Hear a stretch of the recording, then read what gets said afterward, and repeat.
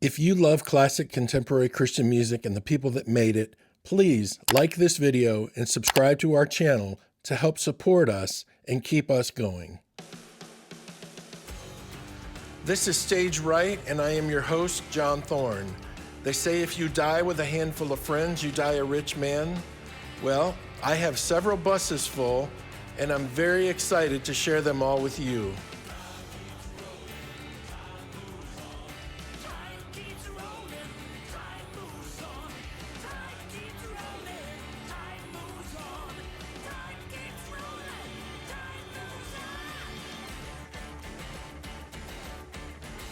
Welcome to Stage Right. I am your host, John Thorne. This is episode 33 today, which will feature part 2 of my conversation with the amazing bassist, Tim Smith. Tim will join me here in just a minute. But before I get to Tim, I want to give a shout out to a really good friend of mine, Mark Miana, better known as Miyagi, actually listens to the podcast from the beaches of Belize. He lives in Belize most of the year, and he'll text me. He'll be listening to an episode from a few weeks ago or whatever, and he'll text me some random question that we talked about. And then he'll ask me trivia questions like, was it this drummer you were talking about? Or was it this or whatever? So it's awesome that Miyagi listens to my podcast from the beaches of Belize. And so shout out to Miyagi. He does lights for Trace Atkins, and he toured with me back in Whiteheart. He did lights for years and years for Fred Hammond, and he and I go way back. So I love Miyagi. When I was working as a worship pastor at a church for years, he would bring a semi full of lighting gear and come over and hang out for a week and do lights for our Christmas productions and stuff, and always charged me like pennies on a dollar for all the gear, and just a great, great friend over all these years. So I'm happy he's somewhat retired, living on the beaches in Belize, listening to Stage Right with John Thorne. Tim Smith will be joining me right after this quick break from our sponsor, Hey Rockstar.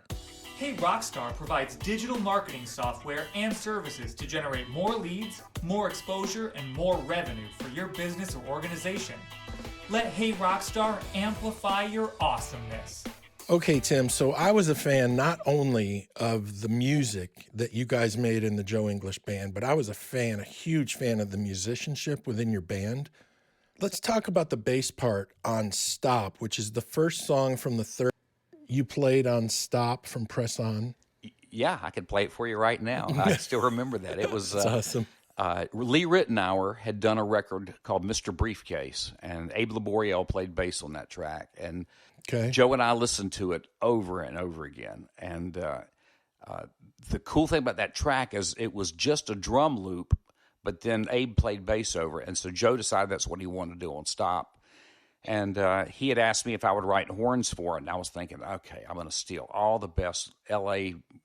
Jerry Hay horn tracks from the Michael Jackson records and all this stuff. And then it came down to playing that bass part. And you know, a lot of slap bass music is in E. This was in D, but I came up with that part, and the first time I played it for the band, everybody just stopped, looked at me, and was like, okay, I guess that's the thumbs up.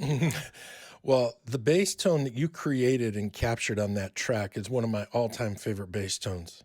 God, well, thank you, John. That makes my day. That was actually a Music Man that I had helped. I'd been a Music Man in Dorsey since I was 18 years old. I got my dad and uncle both were Music Man people, and I got to know the Leo Fender and Tom Walker that ran the company, and they started taking me to NAMM shows to play with other people when I was 18 years old. Started giving me instruments and amps, and I had just the basic Music Man Stingray basses, which were great. That's what Louis Johnson used on all that slap stuff that he did, but I was at a NAMM show, and Tom Walker pulled me aside and said, I want you to play this bass. And it was one of the headless Steinberger graphite basses. And I played it. He said, what do you think? I said, well, it's shaped funny. It doesn't feel right in my hands. But he goes, well, what do you think about the neck? I said, the neck is amazing. He said, okay, good. And so he licensed a deal with Steinberger to make graphite necks for Music Man. And Joel DeBartolo, who was the bass player on The Tonight Show, he and I designed that instrument. And it was called the Music Man Cutlass. And so that whole everything I did with Joe was a Music Man Cutlass, a graphite neck Music Man. It was an incredibly bright bass. It just responded great. And like an idiot, I sold it to a guy in North Carolina with the sincere hope that he would sell it back to me at some day. And he will. He plays it every week in church, and he will not sell it back to me. But, I have since gotten a couple of other Music Man basses, but nothing was as magical as that bass that's on those records. That was a great instrument, and I loved it. I'm glad you liked the tone. That was It was fantastic, dude. I can see Larry Hartkey taking a team of people into a conference room and saying, "Okay, kids, we're not leaving here until our cabinets sound like this bass tone of Tim's." well, you hit it on the head. When I started playing with Bill Evans, the sax player Bill Evans, his sound man was Ron Lorman, who was the partner with Larry Hartkey and Hartkey Cabinets. And Oh, you're kidding. no, and he gave me a Hartkey rig, an 810 Hartkey rig, and it was, when I started playing, it was like, well, that's the sound that I already was getting, and it was that very, very bright stainless steel round strings on a Music Man. But yeah, and it's funny because I went from playing the Music Mans to playing Philip Kubicki Factor basses, which were really amazing, innovative instruments. They were 4-string basses, but it had a little fake capo on it that you could flip up and play D and D sharp also. And so before I ever went to a 5-string bass, I played a couple of years of nothing but the Factor, and it's on a lot of records I did too, and it was great. Eventually I wound up with Ken Smith basses, which and that's a sort of a wonderful story. Ken Smith basses are incredibly expensive, and they're fabulous instruments, and Ken is one of the greatest builders in the world. And the NAMM shows started coming to Nashville, doing a summer NAMM show, and I went one year, and I just thought, well, there's the Ken Smith booth. I wonder if he'd let me play a bass. So I went over and I shook hands with Ken, and I asked him if I could play a bass, and he said, sure. And there was 2 little boys in the booth, and so he handed me a bass. And one of the things that I started doing at Miami was playing jazz standards on bass using harmonics and some chords and playing in the upper register. And I played a little bit of that, and Ken just stopped me, and he said, do that again for me, please. And I did it. He goes, let me give you another bass to play. So he pulled down the most expensive bass he had there. It was a 20th anniversary 5-string Ken Smith bass, and I played it, and it was just amazing. And then his older son, was about 14 at the time. His name's Jonathan. He came up and said, do you know any Jocko licks? I was like, well, like what? And he said, well, do you know Teen Town? So I played Teen Town for him, and he goes, oh my gosh, let me show you how I'm playing it. So he plays, and he's killing it. And I'm like, oh my goodness. So Ken asked me, he said, well, would you mind showing Jonathan a few things? So I spent about 30 minutes with Jonathan. And at the end of the show, he said, well, you should buy a bass. I said, I can't afford a bass. He said, well, how about if I sell you this one? And he went to a bolt-on neck and said, I'll sell you this one for, I think he said $2,000. I said, oh my gosh. I said, I'll come back tomorrow and I'll bring my checkbook. So I went back the next day to NAMM.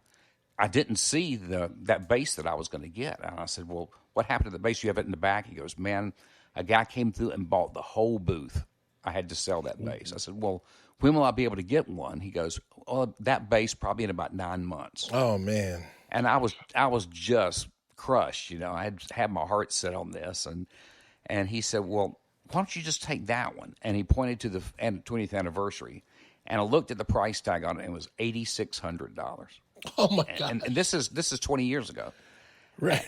Yeah, and I'm like, well, my car, I'm driving a Saab that cost $8,200. So, you're pricing me out of that.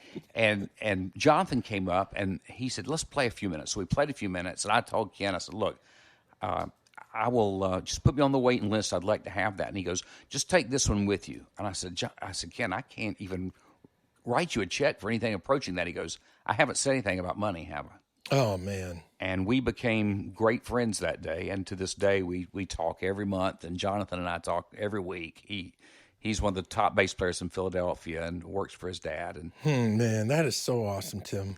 Those instruments gave me a completely new voice than what I had before. They're 2-octave necks, and they play perfectly in tune everywhere. And it's like you were talk about in your letter about the alembic is very much the same thing. It's a work of art that happens to be a beautiful sounding instrument. And Absolutely. I'm just so blessed to have it. And I ended up getting another Ken Smith because I was so afraid that somebody would smash this bass in the studio or run over it with a cartridge rig or something. And so I've got 2 or 3 of them, but that one still is the one that it goes to every session. It's on that. And then Ken built me a fretless that I use as my fretless instrument. It's built like a Fender Jazz bass, but it's a Ken Smith fretless with all their electronics. And Well, those new tracks you sent me, Tim, that you played that Smith bass on, those things sound remarkable. Are those going to be out for public consumption anytime? yeah, well, you keep praying too, because we've had such amazing response with this. Like I said, the drummer and the piano player from Steely Dan are on this. The percussionist from Toto, Lenny Castro, is playing percussion. 3 of the best saxophone players in the world, Tim Gordon, Ed Kaye, and Bill Evans are on it. And it's all mixed by Phil Magnotti, who's multi-Grammy winner that did Michael Brecker and Mike Stern, one of the top New York guys. And Amazing. the response has been, we've done some pretty successful jazz records for some New York labels, never had a response like this. So right now it's being pitched to the biggest majors that are still making jazz records. And we have 3 more songs to do, and then we'll be finished. So it will definitely be coming out, hopefully this summer, certainly before the fall comes out. And if we're lucky, it'll be on one of the majors. If not, we'll be distributed by a major and with our own imprint kind of label. But we really want to get this out. This is music that has it's crazy. The pandemic did a lot of damage, of course, but it also enabled everybody to be available. Right. So we were able to get everybody we wanted, everybody we dreamed of, and everybody was glad to play. And Right on. so just so thankful to have this opportunity. And it's it's music that, for the most part, that my brother and I have written together, and we've just had a blast recording. I still I'm sitting in my studio right now, just looking around the room, and I still get chills that I get to do this for a living. And Right. I'm the luckiest guy in Nashville. It's just amazing to get to play and do what I do best, and that I love to do the most, and that's what I get to do. So it's not lost on me how blessed I am. Well, Tim, you're blessed, and I appreciate you saying that. But the reality is you've worked very, very hard. You spent a lifetime becoming the musician you are and the person you are. So blessed, yes, but you worked hard. So in 2015, you went back to the University of Miami, got your master's degree, and then became a professor at the Frost School of Music at the University of Miami. So pretend my listeners are in your freshman music class. Tell them what is required for them not only to do well in your class, but to have a successful and a fulfilling music career. What a perfect question, man. Because that's what I did the first day of my classes is exactly that. And what the reason I did that is because when I graduated from University of Miami in 1979, moved to Nashville, there was a huge demand for studio musicians. Records were being made. The budgets were everywhere. Everybody had a record company. Everybody was working. And there was a huge demand for studio musicians. So I came out at a time that was the perfect time to become, to chase the career that I wanted, which was to go play on records. Not to mention the Christian music business was exploding. So it was like, oh my gosh, this is amazing. You could work every day, 2 sessions a day if you wanted, and it was great. So when I get back to Miami to teach, these students come in, and by this time, social media is a thing. YouTube is a thing. Some of these kids have already had 1 million hits on a YouTube video they've done. They come in with incredible hands. They've had the luxury of being able to watch videos of Jocko or Victor Wooten and all that, learn all these things. That the level of sort of show-off kind of chops is just crazy. Yeah. But they come in, and the first thing I always say to them is, like, first of all, if you're not an entrepreneur, you're going to fail. I don't care how good you are. The world is not waiting for some bass player to come up and play bass solos. They're not looking for that. They're not going to build their company with that. You're going to have to be an entrepreneur. Second of all, you're going to have to learn to do what the great Leland Sklar always says, and it's going to be very hard for you guys. And that is, as a bass player or a guitar, for anybody, you have to do what is the right thing for the song. Right. Not the right thing that shows off your talents or shows off your chops, but what is the best thing I can do for this song that I'm playing?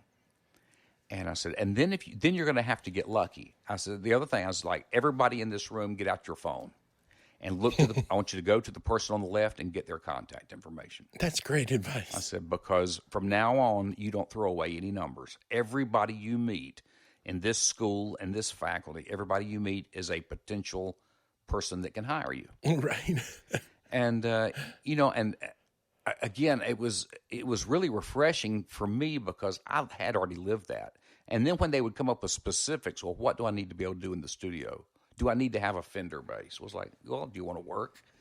You got to have a Fender because there are producers who that's the only thing that they know. Yeah. Do you have a precision? Yes, I got a P bass. I'll bring that in.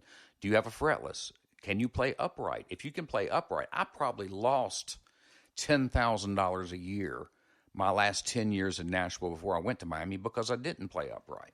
So I immediately started playing upright when I got to Miami because it was like, I don't want to throw that money to somebody else if I can make it myself. Right. But, the truth is the business that was in existence when I came into the business doesn't exist anymore. If I told somebody one day, we didn't make much money with Joe English Band, but I knew if we sold 10,000 records and I had one song on that record and I had 50% of the publishing, I could tell you to the penny what I was entitled to. Right. And now that is so vague and out in the cloud somewhere that, you can get 1 million hits and 1 million downloads and not make anything, or you might make $30. You just don't know. Right. And so it's the way they have to monetize their future is totally than the way I monetize my future. The other thing is, when I was a student at the University of Miami, I would go play bar gigs and I'd make, $50, $60. Mm. The students now are down there playing bar gigs and they're making $40, $50. So Wow. the money has gone down instead of climbing up.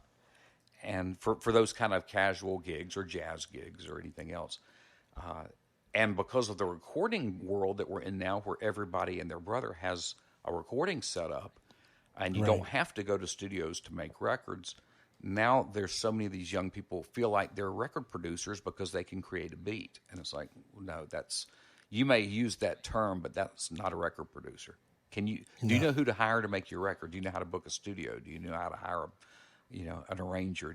So it's a different set of semantics. But my bass players, I listened to one of my former bass players at Miami play last night on a concert. He's in an ensemble called the Ruck Ensemble, which is sort of an experimental rock ensemble. And he's a junior and wants to move to Nashville after he graduates. He played in I did a country ensemble when I was there, and he played in that. And I finally got him to accept that you can play root fifth, and he could do that. Then I listened to him last night, and he sounded so good. And I thought, well, you know what? He has a fighting chance when he gets here. I'm too old to go back and play with an artist that's 20 years old. They might hire you in the studio, but, I would not expect them to hire me to go, play a show somewhere. Right. Unless they wanted to have the a seniors tour kind of look out there. But these young people, the ones that I taught, I really stressed multiple skills to them. I wanted to make sure they developed their ears. Every day I would play them some record either that I had done in the past. I'd play it for them one time, then I would mute the bass, and I'd make them record the bass part to it right after that. So they're having to use their ears. They have to learn to read really, really well. And again, John, they've got to be entrepreneurs. They've got to be. I want music to serve their future. It doesn't mean that they're necessarily going to be doing what I did, because I'm not sure that career pathway exists anymore. Right. Okay, so when you stand in front of a group of kids and you're trying to help them and trying to teach them, what percentage would you say actually listen versus those that will never listen because they already think they know? Well, I had one bass player who I know he didn't listen to me. And he probably shouldn't have listened to me. He's a heavy metal bass player who already plays. He plays with the pick, and he plays this really unbelievably fast kind of, you know, chops metal kind of stuff. And Right. he's incredible at it. And I just sort of one day I said, "Do me a favor, take a deep breath, and leave a measure of space." And he wouldn't. he couldn't do it. He wouldn't do it. And I was like, you know what? You're incredible at what you do. You don't have to be me. You're going to be a really good version of you, and just take care of business. But for the most part, as soon as they heard me playing with a drummer, they were like, "That's what I Right. want to be able to do."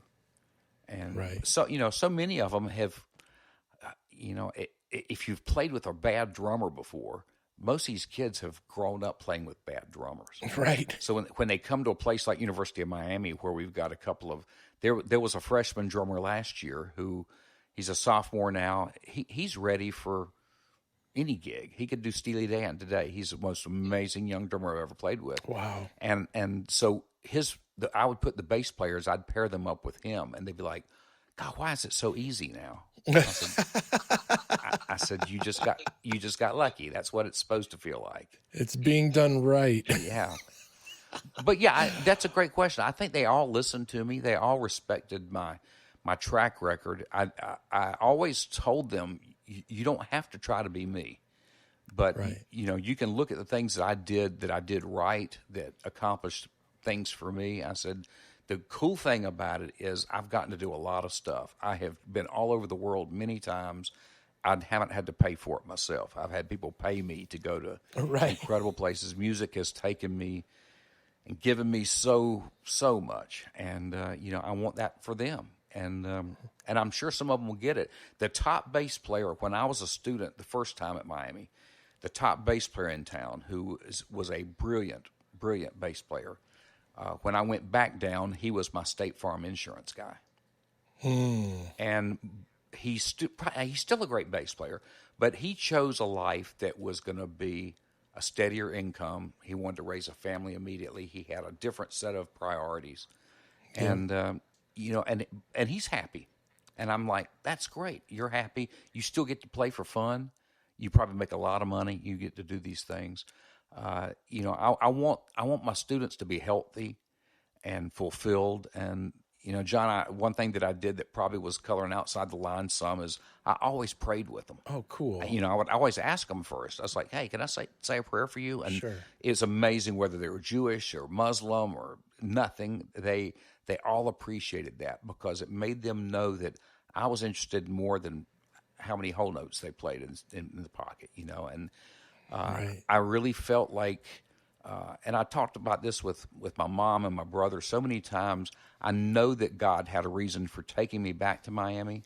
I went back and got a master's degree, and I taught a full load of classes while I was there, and I helped develop a recording ensemble as well as all these contemporary ensembles in the Bruce Hornsby program. And so by the time I finished my master's, they had already offered me a full-time gig. And Right. and I took the gig, and I loved every minute of it. I loved teaching. I loved what I was doing. But I realized as the pandemic hit last spring and we were fully online and I had too much time on my hands, that it had also forced me to retire from being a recording or professional bass player, because my main gig was being a professor, and that's not what I wanted to do. And so I've been Right. so happy through the pandemic getting to write and record this music that we're doing now, and still teaching. I have a bunch of my students that still reach out to me by Zoom like every month, go like, "Please help me figure this out." And I'm always like, "Of course," but it's a matter of trusting God. I have reinvented myself, John, probably a dozen times, and this is my latest one, is reinventing myself at 63 years old. But God's been faithful, and I've been along for this amazing ride. Right. Well, Tim, be thankful that you can reinvent yourself. Lots of people, once chapter 1 is over, they don't know how to turn the page, and it can get sad. There's a lot of sadness out there. true, and I know so many people that have burned a lot of bridges along the way, and it's like Yeah. when I came back to Nashville I lived in France in 95, 94, 95. When I came back from France, the people that I knew all the way back to, my brother and I both started playing with John Elefante at that point. Well, I've known John since he started recording with Kansas at the same studio that we recorded Press On at. So we were in there together every day, essentially. We got to know all the Kansas guys, and John had just gotten that gig. And he was a very, very strong believer, he and his brother Dino. So when they moved to Nashville and built the Sound Kitchen, my brother Roddy and I did the very first session ever in that studio, and we joined John's band. Oh, that's fantastic. So all these relationships that I had built and cultivated through the years, they always came back to be a blessing. Absolutely. That's exactly how this podcast came about. It's like I have all these friends I got to know over the years. I worked with, toured with, whatever. They're great people. They're talented, terrific friends. I just wanted to shine the spotlight on them. Well, and the list of people that you've had, you got some really great friends, and you got some really talented friends, and the what nobody can ever take away from any of us that came up through that, really the early 80s in the business, in the contemporary Christian business, is we really did help invent a genre. You didn't mention this, and I hope, and I'm not going to go too far outside the lines here too, but while I was living in Miami, one of my students became the worship leader at a church down there, a small church that was trying to get built up. And he's a great drummer, and he asked me to play bass. Then he ended up moving to Nashville when he graduated, and they gave me the job as the worship leader of the church. Wow. And so I hired great students that I worked with. And then after about 2 Sundays of that, the preacher came to me and said, "We need to cut the band down to 2 people." And I said, "You talking about bass and vocals?" He goes, "Well, how would that be?" I was like, "Not good." I said, "But here's the deal. I'll play piano, because I can play piano too." So he gave me a list. He did the Spotify playlist of songs that he wanted us to do in the church. And it was very much the current contemporary praise and worship kind of music. Yeah. And so he was amazed that I could learn that stuff and play it on the piano. I was like, well, it's all 6 minor 4, 1, and 5. Right. Forever. And I call it the death spiral. It's the same progression all the way through the verse and chorus, and every song's the same. And so one Sunday I played How Great Thou Art and had my girl singer sing it, and there was not a dry eye in the church. And then I played In the Garden. And then I sang, which I'm not a great singer, but I sang Why Me, Lord, the Christofferson tune, because I'd worked with Chris a lot. And he was like, "I don't understand." I said, "Well, here's the deal."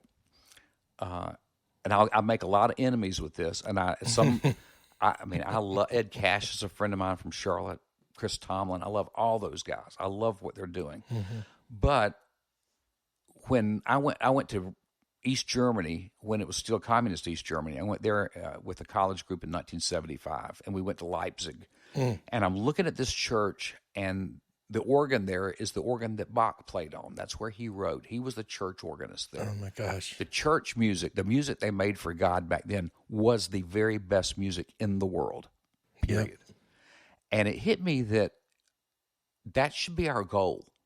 Absolutely. If we want to call ourselves Christian musicians, our goal should be to not just be copies of the pop business, but we should be the forerunners of doing brilliant, creative music to serve the Lord. Absolutely. And so when I hear the 4-chord death spiral and the same chorus sung over and again for 15 minutes, I know that it has its purpose, but it doesn't appeal to me. No, it's funny because I always refer to it as 3.5 chords, because E minor is only a half chord. You're only using 2 fingers. Well, not only that, they also make it like an E minor 11. So you're basically playing the same chord for G, C, and E. It's just the same top notes. But yes, but I really feel like what we were doing in the old days, and what Whiteheart did, and what Amy did, and Petra, all these groups, we were really trying to do good stuff. Yes, we were really trying to push the envelope, and we hope along the way that music blessed people and made them, dig a little deeper. We did a Mr. Groove record for Pamplin, which was a label that John and Dino Elefante were running here in Nashville for a while, and it was an all-instrumental record. And they did an instrumental jazz series for their Christian label. And the way it wrote on the back of the CD cover was, "This is music for meditation and Bible study." Oh, that's cool. And I thought, God, that is the most wonderful thing in the world, because just because it doesn't have words doesn't mean it's not of God. Absolutely. When somebody tells me, say, well, it says to, make a joyful noise. Well, I'm a bass player and a mediocre singer. My joyful noise is not going to be me singing in front of a bunch of people, but I still want to serve God with my talents. Absolutely. And so we've been blessed through all that. And then, the people that came out of this, Dan Huff is arguably the most successful producer in Nashville over the last 20 years. Right. His brother David is very successful as a producer. Yep. Billy Smiley. All those guys are still very, very important people in our industry. Yep.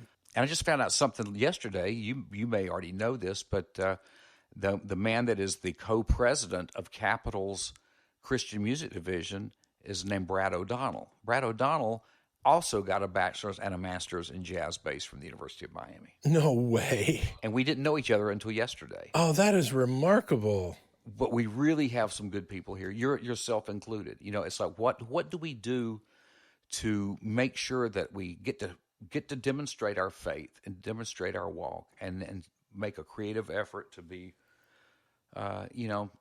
doing the right things. Right. Okay, so I don't want to blow over this too fast. I want to go back to something you hit on a minute ago, and I want to get your thoughts on this. I have asked this question dozens of times, if not hundreds of times, to different musical people, and I've never really gotten an answer that seemed complete. So let me run this by you.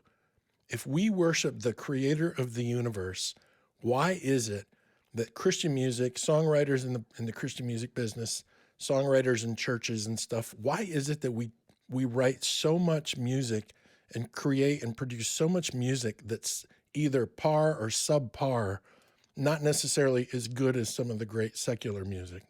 Well, that would be, we should get something published on that. It's, for me, it's a very agonizing thing. I think it's because when you put Christian music and business, you put those three words together. That's the issue. Oh my gosh, Tim, you have already given me a better answer than anyone has ever come up with before. Well, my dad used to say, we would go up and the audience wouldn't respond for something. And he'd say, Tim, don't you realize it's show business? There's a show side to it and a business side to it. Well, in the music business, there's the music. So we got Christian music and business. Wow. When I started with Joe English, there was Word Records, which, and then Myrrh, which was sort of their more contemporary side of it. There was a couple of other smaller labels. And the guy that ran Word at the time, we went out to Waco where they were based, and he came. We didn't know him, but he had offered us this record deal, and the first thing out of his mouth was, he said, "Well, we'll give you this budget to do the record. We want you to do a great record." He said, "Most importantly, I want to see people get saved." Oh wow! And we walked out of that meeting feeling like we were 20 feet tall, because it was like, this guy's going to believe in this. And that was the president of the label. Then after the first quarter, you start getting messages or letters from the other departments of the label saying, well, numbers are down. What are you doing? And it became painfully aware that there were still number counters. There were still bean counters in there. And there were still people that didn't care if we invented a new chord that nobody had ever used before, or if we were winning over all these souls. The president of the company wanted us to do that. Right. The accountants didn't care. So, there was no inspiration at that point to try to make some fabulous piece of music. Ray Nenow, who ran the label that Joe English started on Refuge, he was real big with some artists in Europe. So we went to England and did a record with a guy named Adrian Snell, who was a wonderful, talented keyboard player and singer. And he had written a musical, and he got all these artists, Simon Phillips, and just great people from around the world to come sing on this musical, a Christian musical. And it was as strong as anything that I'd seen on Broadway. I mean, it was incredible. And there was no budget to push it to enough people to make it successful. Oh, wow. So the business side of the Christian thing. Now what we're seeing now is like, for instance, that big church based in Charlotte, Elevation Church. Yeah. They're paying their musicians a good salary to play there. They're making records that are being played. They're making music that's being played in every church that sort of uses their satellite feed. Right. They're doing things that you would look at and say, well, this is as big as Sting is. This is as big as U2.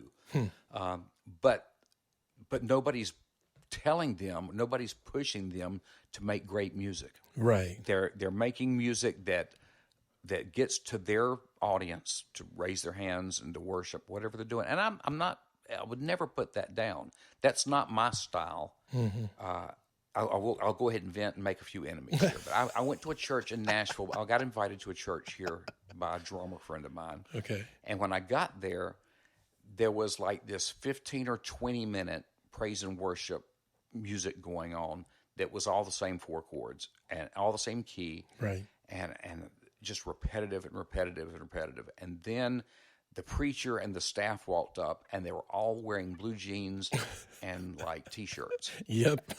And then they said, "Hey, what did everybody do last night?" Everybody starts talking at once. It's like the Tower of Babel all over again. And then the sermon was like this 6-minute afterthought after all that other stuff. And I went home and I thought, you know what? I pray that those people are getting fed. Right. But it didn't feed me. Wow. And so I actually converted after growing up in Baptist church and Presbyterian church. I converted to Catholicism 15 years ago, 20 years ago now, because I love the reverence of it. I love the fact that you walk into a cathedral and it feels there's this weight of like, this is God's house. People are reverent. People are quiet. People are worshipful. I went to a church when we lived in France. We went to the cathedral in Meaux. They've been having church in that building since 1066. Oh, my gosh. So it's like there's a weight to it. There's this beautiful majesty to it. I want God to feel bigger than me. Right. When I listen to Bach, I'm thinking, this is not some kid that just learned four chords on the guitar. Oh, wow. This is the greatest musician of his generation writing music to try to create this. There's no music video yet. He's trying to create this imagery of the majesty of God with the music he's playing. Right. Well, what strikes me about what you just said is he was doing it when no one was watching. Whether they were listening or not, he just did it. You know, he did it because that was his gig. Yes. And it was in him and he wanted to get it out. I mean, I can't. I mean, I really can't answer your question the way I'd like to because I don't have it wrapped around in my head yet. But it has something that is. It has not only bothered me, it has sort of crushed my spirit to think that I know people that are. Do you know Tom Hemby? I do. Tom Hemby recorded like a Christmas music just on his guitar, and he sent it out to some of his musician friends, and everybody from L.A. to Nashville basically said, "This made my Christmas." Oh, wow. Well, why isn't that our measuring stick? Why isn't what is doing something great? You know, my brother marked me years ago. We were really struggling in Charlotte. We had this sort of loyal following, but it wasn't growing. And we were doing everything we could do to make it great. And he said, let's watch Field of Dreams. Great movie. And there's a thing, and it's like, just do something great. Yeah. And so that's our goal. And what I'm hoping and dreaming of is that this technology that's out here that enables us to really create great art without having to spend the money that we once had to hire an orchestra or whatever. I'm hoping that somebody's going to surprise me and I'll hear some of the greatest music I've ever heard, and they'll go like, yeah, this was inspired by the Book of John. Right. Or something like that. I mean, and furthermore, the music that we're doing, the instrumental music that we're doing, I hope that somebody will call me up and say, did you pray before y'all recorded this? Right on. Yeah, we prayed before we wrote it. We prayed before, Yep. I wouldn't know how to do anything if it wasn't for God's hand being on it with us, So we need to figure the answer to that together, and then go try to get a grant. But Right. but you're right, John. I think that it is sad that it's. Hmm. I use this complaint when I talk about current country music. I recorded with Chris Christopherson and Larry John Wilson, these great songwriters. Hmm.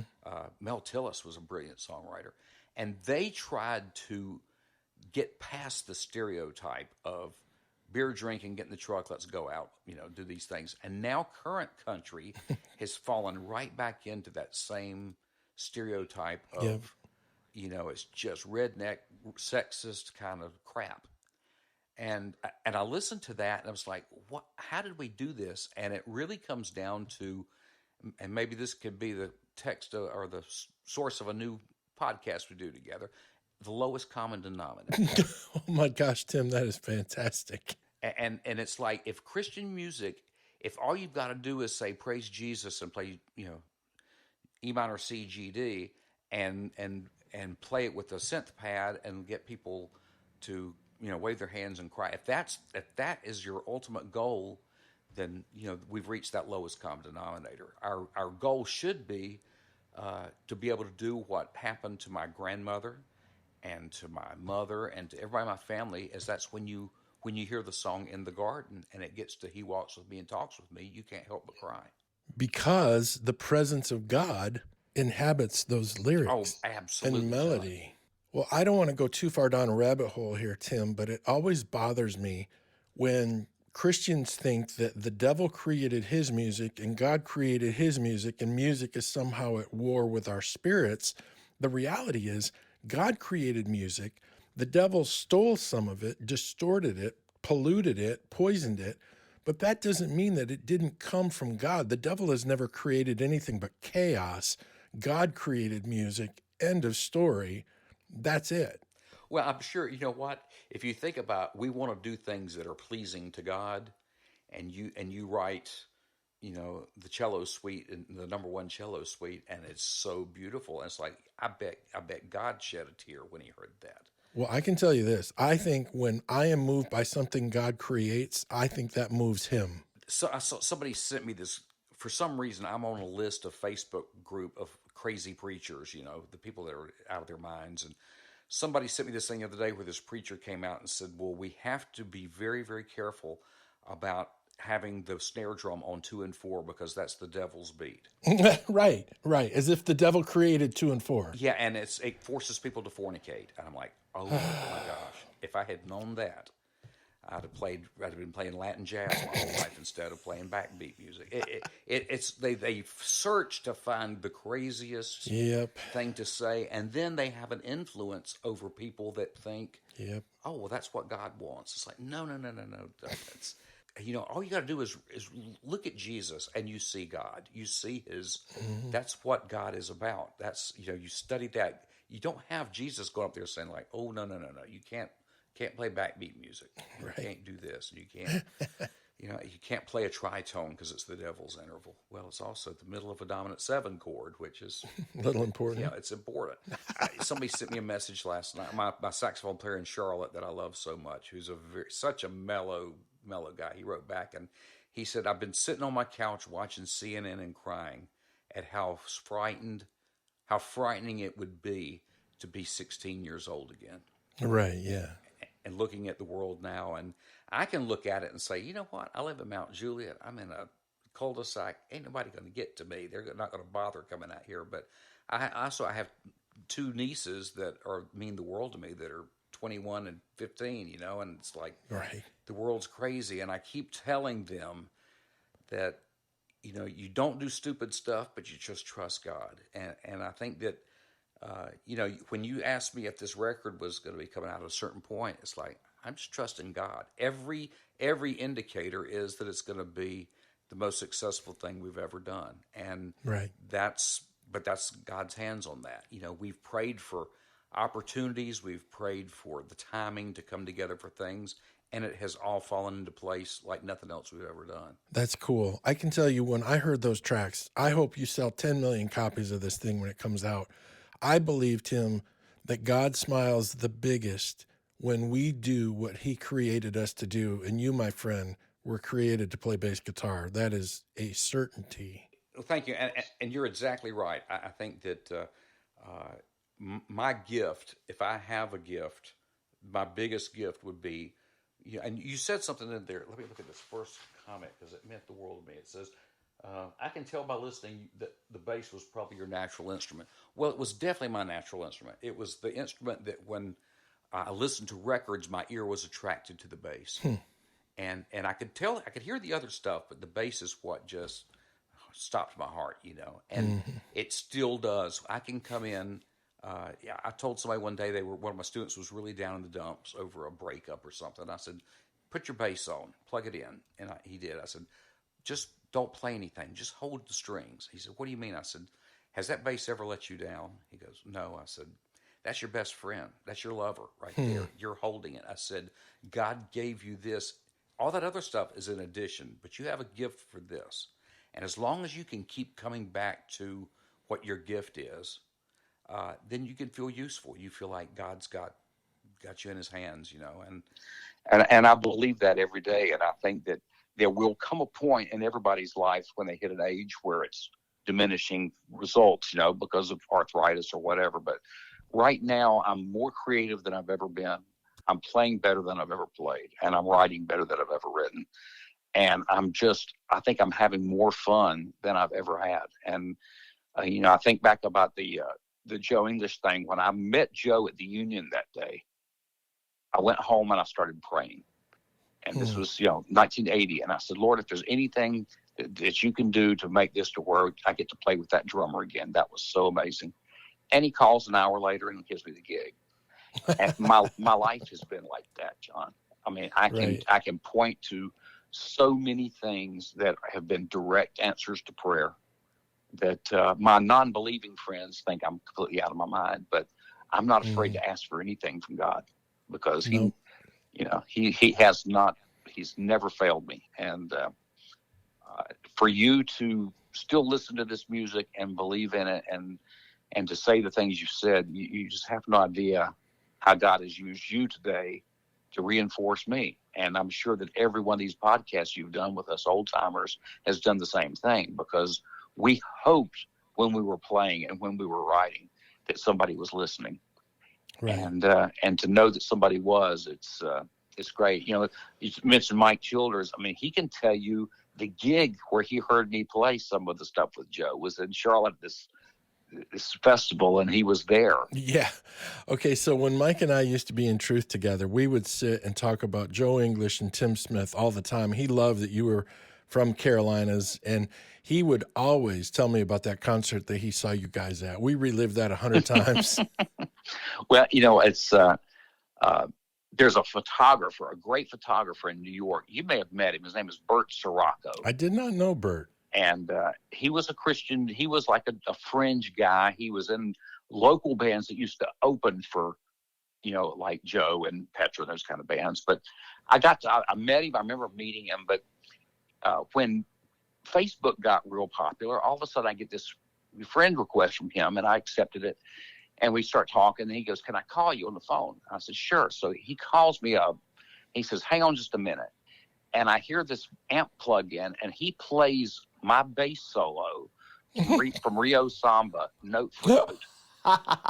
That's awesome. And I was like, you got to get a life, man. I said, "I couldn't play that solo now if you held a gun to me." I don't remember what I was playing. He goes, "Oh, don't say that. You had to work that out." I said, "That was just the spur of the moment. That's what we did." But it really affected me, because it was like, I didn't even think that I was having a great day that day that we cut that.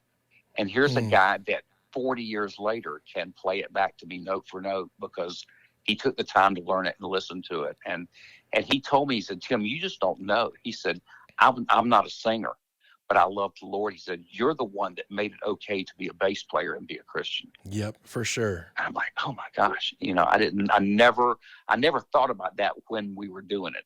We were just out there playing and trying to do what we could do and spread the word. But man, Tim, I got to say this before I let you go.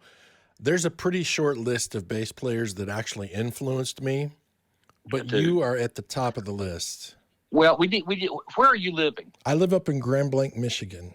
Well, we got to find a time when this all intensifies. We got to get together, and I'd love that. please keep doing what you're doing. Let me know what else I can do to help you. There's, you're doing a great thing, and I've appreciated you on Facebook for a long time now. But this is really cool, and I can't wait. I need to reach out to Jeff Gallup soon. When we talk, it's usually a 2 or 3 hour marathon, and we start by reminiscing about things that we can't say in front of other people. I'm sure he told you one of the things that happened with us is our very first tour with Joe, we had a bus. And then we went from that to a motorhome, to a van, to a station wagon. We went backwards from U2. But it was amazing that we survived all that. And Jeff was the most. If there was ever a person that was born to be a servant, it was Jeff. He would lift and carry anything to make our load easier every day. Right. And he was. I really wanted I wanted Jeff to be on the album covers with us, and the record company overruled us. But he was as much a part of the band as any of us. I mean, That's nice of you. And one thing about Jeff, he was not afraid to turn it up. No, not at all. We had a gig at a place called Biola College in Los Angeles, and the last song of the night for us was called Praise Him, and it was an E flat. And so at the last note of the song, I tuned my E down to E flat, and I had this gigantic Music Man bass rig, and I would just rumble on that E flat, and Jeff turned me up, and when he turned it all the way up, the whole platform where the mixing console was fell. And they banned rock concerts at that venue forever because of us. Way to go, Gallup. And Jeff, you mentioned to Jeff, he just has that giggle. I said, yeah, I remember that. It was cool. Dude, he is so funny. We used to hang out and talk about the Joe English days and stuff on the Saltbox tour, because Petra and Whiteheart did a tour together. And there were some young guys in Petra, and they would be playing or whatever, and catering or on the bus, or at some point, Jeff would look at me and say, these guys think they're a band, but you and I know what real bands sound like, because we always talked about you guys, the Joe English band. One of my favorite things, me and Jeff we had a mattress in the back of the station wagon, and we were laying like feet forward, and so our heads were out the back door, and we'd stop for gas. And so Jeff and I had never got out of the car. They opened the back tailgate of the station wagon, so our heads are facing out toward the parking lot. And John Lowry went into John and George and Paul, they were all married but me, but John was on a very tight budget back then. He would not spend more than $5 or $6 a day, So we stopped at this gas station, and he came out of the gas station with a microwave burrito. And it slipped out of the package and fell onto the ground right in the middle of where the gas pumps are. And me and Jeff sort of looked at each other, and John didn't see us. He got it, wiped it off, and started eating it. And Jeff was like, that's rock and roll. That sounds so much like Gallup. That's perfect. Oh, that was amazing. Well, Tim, I cannot tell you what an honor it was to have you on my podcast today. Thank you so much for taking the time to do this. You got it, man. And I'm going to send you some pictures too. I want to send you a little picture of some of my basses and my studio here, and just so you'll have them for whatever. And again, thank you so much for listening through the years and just being a pal. This is wonderful for me. Likewise, my friend. Have a great day, Tim. I'll talk to you soon. Hey Rockstar provides digital marketing software and services for your church to generate more interest, create more exposure, and reach more people. Let Hey Rockstar amplify the awesomeness of your ministry. And, as always, Hey Rockstar is a proud sponsor of the Stage Right with John Thorne podcast. My special thanks to Tim Smith for being my guest the past 2 weeks. Thank you, Hey Rockstar. Thank you for listening. My guest next Friday, Jody McBrayer from the group Avalon. Have a fantastic week.